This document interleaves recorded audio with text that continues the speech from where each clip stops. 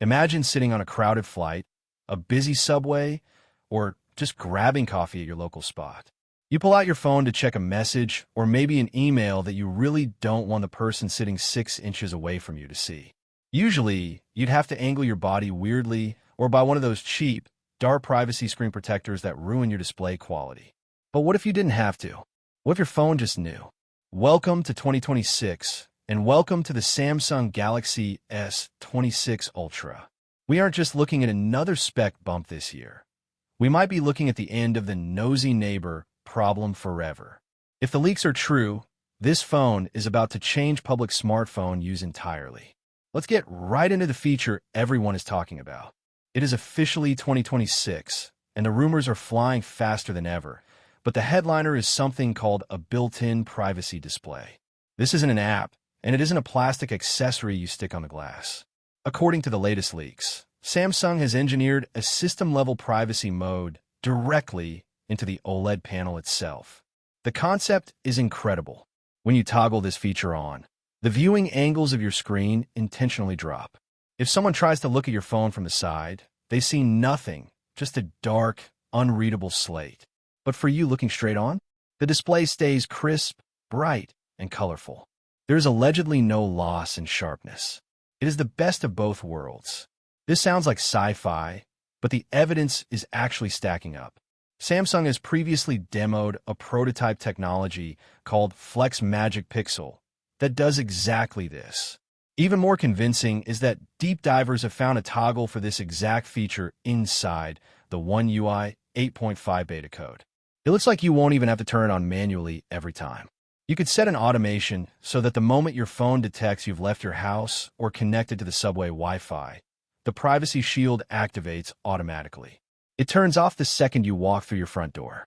It is one of those features that feels so obvious, you wonder why we haven't had it for 10 years.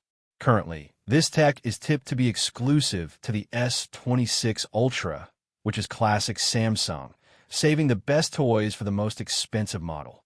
But the display upgrades do not stop at privacy. If you care about raw screen performance, the numbers we are seeing are absolutely wild.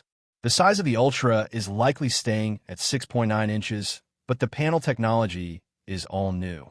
We are hearing reports of a next-generation OLED screen that hits peak brightness levels of 6,000 nits. That is not a typo. In everyday full-screen usage, it could hover around 2,600 nits.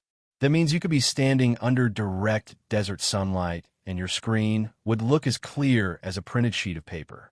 To top it off, the refresh rate is rumored to jump from the standard 120 Hz to a smoother 144 Hz, paired with a massively improved touch sampling rate. This isn't just theory anymore either. This exact panel spec has been spotted on other Asian flagship devices, so we know the hardware exists. Now let's zoom out and look at the family. The lineup this year is trying to keep things simple. Mostly, we are expecting the standard trio: the Galaxy S26, the S26 Plus, and the S26 Ultra. However, there's a ghost in the machine. Rumors of an S26 Edge model refuse to die. A new device certification has popped up that doesn't match the main three, suggesting Samsung might be cooking up a fourth model. If this Edge device is real, don't expect it in the initial launch. The leaks suggest it might arrive later, perhaps around May, to keep the hype cycle going. For the standard S26, we might see a tiny size increase to roughly 6.3 inches, achieved mostly by slimming down the bezels rather than making the phone harder to hold. The Plus model, surprisingly, seems to be staying exactly the same in terms of display size and tech. Unfortunately, while the screen is exciting, the cameras are feeling a bit safe. If you were hoping for a massive photography revolution, you might need to lower your expectations. The S26 and S26 Plus are expected to get a new 50-megapixel main sensor, but the sensor size itself isn't changing much. It's a refinement, not a leap. The ultra-wide camera is sticking at 12 megapixels, which is honestly a letdown when you see competitors pushing 48 or 50 megapixels for their ultra-wide shots. The telephoto situation is even murkier. Early excitement about a 12-megapixel 3x zoom lens has cooled off, with newer reports claiming Samsung might just reuse the same 10-megapixel sensor we've had for years. For a phone that calls itself Ultra, reusing old camera hardware is a risky move in 2026. However, power users finally have something to celebrate in the battery department. It looks like we're finally breaking the 5,000 mAh ceiling.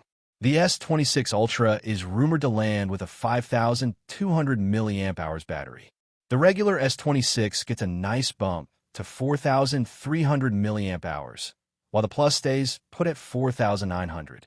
The slight disappointment here is the lack of silicon carbon battery tech, which allows for much higher density in smaller spaces. Samsung seems to be sticking to traditional battery tech for now. But battery life isn't just about size, it's about the brain running the show. The new Snapdragon 8 Elite Gen 5 chip is expected to be an efficiency monster. Combined with that smarter display, we could see actual battery life extend significantly even without a massive jump in capacity. Charging is getting a facelift too. Wired charging on the Ultra is rumored to hit 60 watts, with wireless charging bumping up to 25 watts. But the real convenience upgrade is magnetic charging. There is strong evidence that Samsung is finally embracing the Qi 2 magnetic standard, similar to what Google and Apple use. Imagine snapping a magnetic battery pack onto the back of your S26 without fiddling with cables or aligning coils perfectly. The rumor mill even suggests Samsung will launch its own line of magnetic accessories. It's one of those quality-of-life changes that you don't realize you need until you have it. Aesthetically, the phone is getting a refresh as well. Leaked retail packaging hints at new colors with very space-age names: Black Shadow, White Shadow, Galactic Blue, and Ultraviolet. Interestingly, the branding Titanium is missing from the leaks. There's a real chance Samsung is dropping titanium materials to go back to aluminum or a different alloy. Why? To keep the price down. The current intel says the S26 lineup will launch at the exact same price points as the S25. If dropping titanium means we don't get a price hike, that is a trade-off most people will happily accept. As for when you can buy it, mark your calendars for late February. The reveal is rumored for roughly February 25th, with phones hitting stores in March. This is later than usual, skipping the traditional January window. So, what is the verdict on the Galaxy S26 Ultra based on what we know? It is a fascinating mix of cutting-edge innovation and safe plays. The privacy display is a genuine game-changer. If it works as advertised, it is the kind of feature that becomes a standard for the entire industry. The screen brightness and 144 Hz refresh rate will make it the best media consumption device in your pocket, period. However, the camera stagnation is worrying. Samsung relies heavily on software processing, but hardware still matters. If you're holding onto an S23 Ultra or S24 Ultra, the camera alone might not be enough to upgrade, but that privacy screen and the battery boost might just tip the scales. It feels like a device refined for how we actually live, commuting, traveling, and needing our battery to last, rather than just chasing megapixels. We will have to wait until February to confirm everything, but right now, the S26 Ultra looks like it's prioritizing smart utility over gimmicks, and that is a very good thing. If you enjoyed this deep dive into the future of Galaxy, please make sure to subscribe to the channel, share this video with your tech-loving friends, and hit that bell icon so you don't miss the final review when the phone actually drops. I'll catch you in the next one.